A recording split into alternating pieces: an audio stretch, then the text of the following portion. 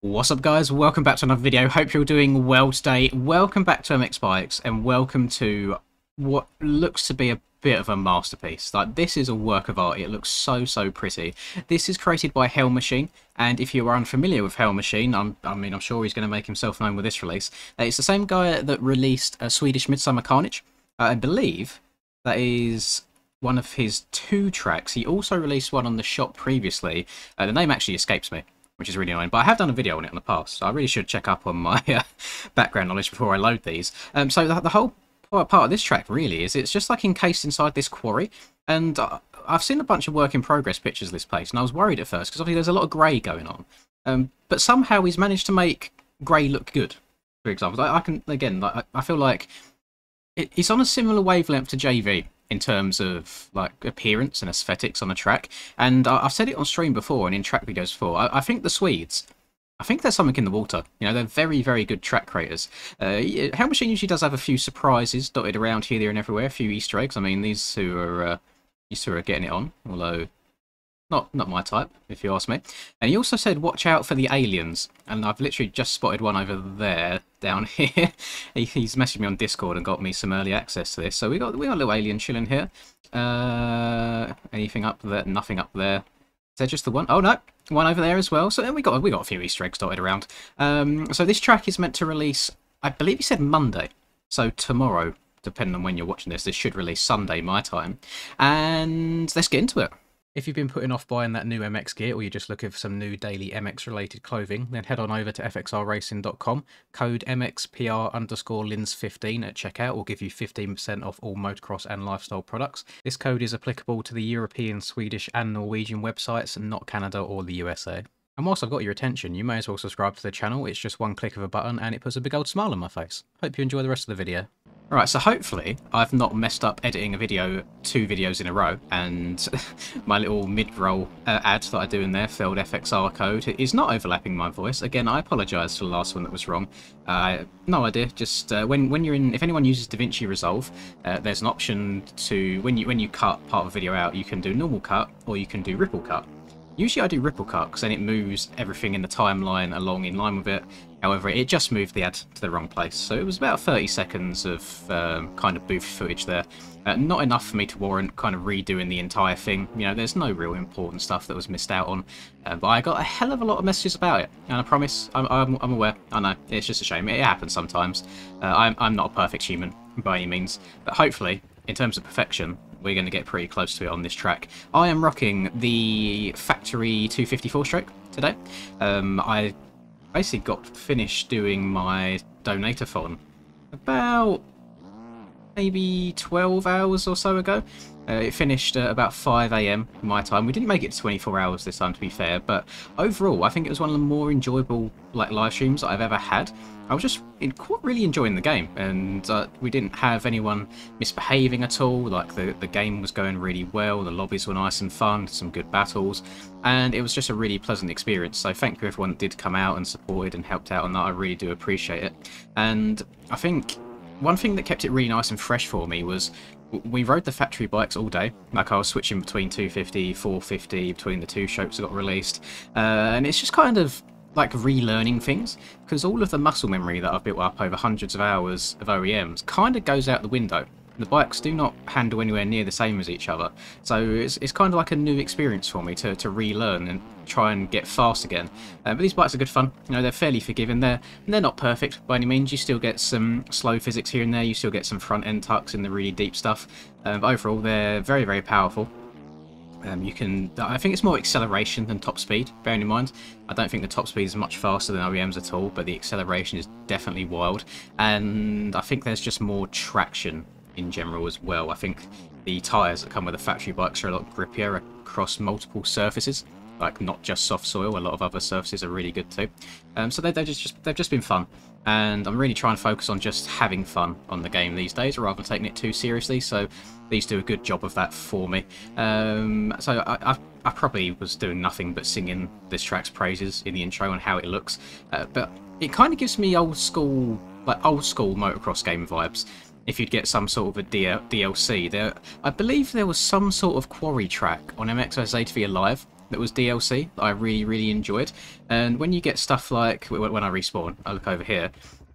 Come on, back it up, put it in reverse. Like when you get this finished line with the flames busting out there, it gives me like old school Reflex vibes and freestyle stuff, and it's just really cool. It's really pretty. I don't know when this track first started getting worked on, but I've been slowly seeing update pictures as it's been going, and it's been really, really exciting to see. These are the sort of levels that I don't think many people can get to. Height maps are one thing. I think anybody's capable of building a really good height map. But then if you want to go the step further and add the looks to it as well, that's when it gets really impressive. And I'm not sure how many people were aware, but I believe JV and Hell Machine are good buds. I believe they get along. Both being Swedes helps as well.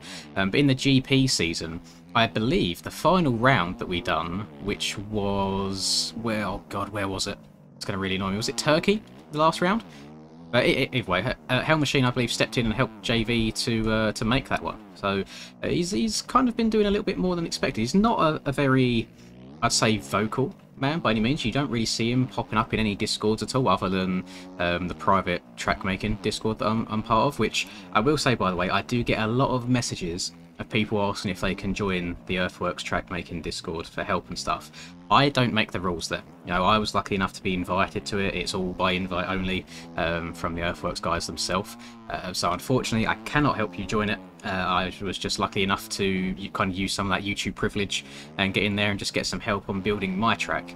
In terms of my tracks, I had a few projects that I've been working on all at the same time.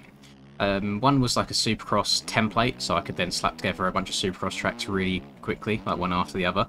One was trying to do a remastered version of Forest. Snap, who is Paboso's like other developer, I guess the other MX Blights dev, who built, I believe, all the stock tracks in the game.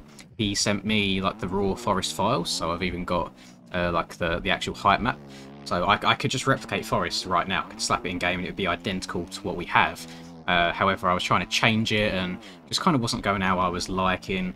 And then the other project I was working on was going to be like a Linderland of massive compound, you know, national track, Supercross, Enduro. And nothing was really just going how I wanted it to. I noticed that when it comes to track building for me, I kind of thrive on flat terrain where I can just add jumps and ruts to it. But anything that starts involving hills and especially if it's like stuff that's on and off camber, it never usually looks great, and I think that's due to my just lack of skill in Photoshop, which I did use for my height map stuff, and then not wanting to dedicate hours and hours to then learn how to sculpt height maps, whether it's in Blender, L3DT, or Dalen Leveler, any of these other programs. So it's all on the back burner. I think it's got to the point where I haven't touched it in so long that now I've even forgot where to start, so I'd have to go all the way back through and rewatch videos again, and it's a bit of a pain in the bum. So yeah, I might be a one-trick pony. It could have been the Riverside MX track for me, and that's it. But I'm more than happy being a consumer rather a creator at this point. There's always two types of people. You get the creators and you get the consumers, and in most games I play, I've always been a consumer, but I'm happy to be that. I am in a very, very privileged position on this game where a large majority of like the really big track creators I get along with quite well. So I do get some early access stuff that I'm able to show off for you guys. I think it's kind of like a mutual trade in there. The fact that I get to showcase a track for you guys to see is almost like a publicity video, and then I get a track slightly early as well, and I love it. Like I've only sent a few messages back and forth with Hell Machine, and he seems like a lovely guy. Me and JV talk every now and then as well, because I was asking him a bunch of questions when I was trying to build my track. And there's if you don't get to see behind the curtain and see what goes into building these, you probably won't find it quite as impressive, and it did certainly open up my eyes once I started seeing all of the time and effort and little details that it takes to make something look this good. Like, I would look at this ground and be like, oh, he's just added a few textures in here. Like, coming from a sim background, for example, like, if I could... These little tracks on the ground, in sim, for example, you might have a PNG that looks like this bit of track here, and you can just kind of copy and paste it, so it kind of follows all and overlaps. You can't do that on this game. It all has to kind of be within Photoshop or whatever software you use, and you'll probably find that if I go and replay, there's a few ways they can do it, to be fair. But if I go all the way to the top of the map, you'll probably find that this is all just one massive document, and they've gone through and kind of hand done everything. All these trails have been hand drawn in with paint brushes in Photoshop, and many, many layers to get things looking nice and pretty. But like even the water looks nice, for crying out loud. It's all really well done, and massive, massive fan. And to be fair, if can I speed this camera up a little bit? There we go. To be fair, you could have just kind of stuck to the main track in the basin, I guess you'd call it, but if you come up here, you can see he's even put time and effort into doing all the tracks around the sides. We've got like little, almost like rain erode, or like road from the trucks or whatever vehicles coming in and out of the quarry as well, which you don't have to do. But it's just one of them things where if you want to elevate your tracks to the level of people like Hell Machine or JV, for example, those are the little details that need doing, which I find very, very impressive. I'm a bit of a nerd for things like that. I really, really am. I definitely think I geek out over things that you probably shouldn't do quite as much. Like, for example, on the track that Rubes released recently, where you have like some of the NPCs dotted around that kind of give you challenges. I was even just excited seeing an animated rabbit or bunny, or whichever one you want to refer to as, just running across the ground, because they're things that you don't usually see in the game. Hello, Mr. Alien. I see you over there. It's just cool. I'm a massive nerd, massive fanboy when it comes to this stuff. And apart from like the look side of things, I think all the Hell Machine tracks that I've played so far, like, they've all got the same sort of characteristic where it's just very smooth, very flowy. There's no like massive braking bumps anywhere to unsettle you. It's just like big booter jumps to throw it sideways on. There's usually just 2 ruts per corner, one massive berm around the outside and then one slightly big rut on the inside, per right here. Actually, there's one massive booter there. I wonder if you jump... Hang on, let me see. Do you jump all the way to the bottom, or you just hit that little table and then carry on going? Let's go up and round to the right. Oh no, just a little table, and then you just drop off here, hit this big boy. Again, I'm on the 250, and I would argue that you can probably check up or scrub a lot of these jumps quite hard. So 450 might be a little bit overkill. You can probably actually get around this track quite nicely on like a 150 or a 125. 250 seems pretty damn perfect, to be honest. And as soon as you've spun a handful of laps and you've got a flow going around the track, I think you'll be really, really smooth everywhere. It's really, really good. Let's check up and take this inside roller here. I think that's probably quite a bit slower than taking the outside. What I do need to do... let me see if I can do this in the air without crashing. Map, go. Oh, survive. Oh, that was rapid. Oh, he boys goated on the sticks and the keyboard. I always forget to turn this map back on in between doing a little intro and not, because I always forget where it goes. So let's go a little double or single to the inside here as well. Double out of this corner. Round this bad boy. I've got the Erode on 1.4 like I always do, and this is lap number 4 or 5 that I'm on right now, and it's actually really nicely noticeable where I've been previously. And it is digging like kind of deep, like deeper than most tracks. So it'll be interesting to see how this holds up in a more full lobby. That's a really nice floaty jump. I feel like you could probably send a bit of a naughty oppo up and over that. And for whatever reason, on these factory bikes, I found that oppos are a lot easier. I'm someone that has never been able to oppo well. I think where these tyres have so much traction, I go to scrub a jump and it accidentally grips in and it throws me into an oppo by mistake without me even wanting to get into one. But I'm not complaining. I mean, when I go back and replay, it certainly looks good. Again, I've still got cummy tyres. We've still got the white tyres on. Why can't I throw... I just want to see my front wheel. There it is. All right, yeah, I've got the white tyres still. Not by choice. Just, I mean, it kind of makes sense on this track, since the ground's more of a grey, whitish sort of colour. Although we are digging down to a darker base overall. But I'm really happy with this. Like, really, job well done. I believe he's probably been working on this for months at this point. He's done a few teasers. I saw him post on his Instagram page a little teaser as well.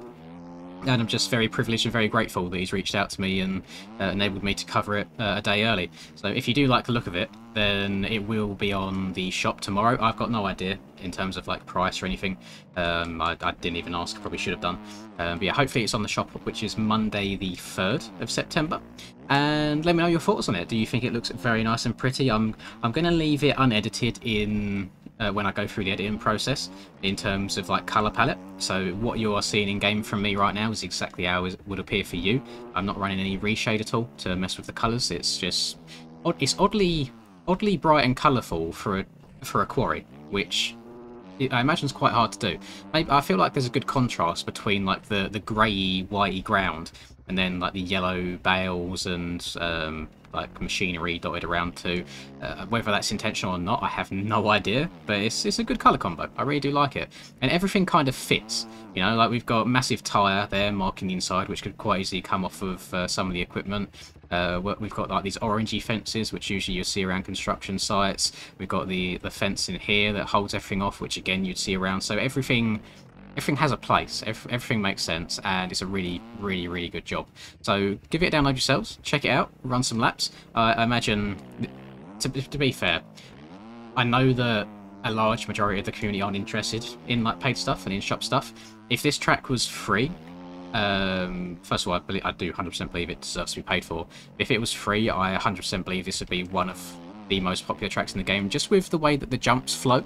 Like, people love throwing fat whips and rounding corners fast and feeling like they can go quickly. But yeah, definitely check it out. I enjoy it personally. So thank you very much for watching. Most importantly, thank you again for tuning in to my live stream the other day. I do appreciate it. Thank you, Hell Machine, for giving me some special early access to show it off for everybody. And like, comment, subscribe, all that good stuff. Have a lovely rest of the day. Catch you boys next time. Peace.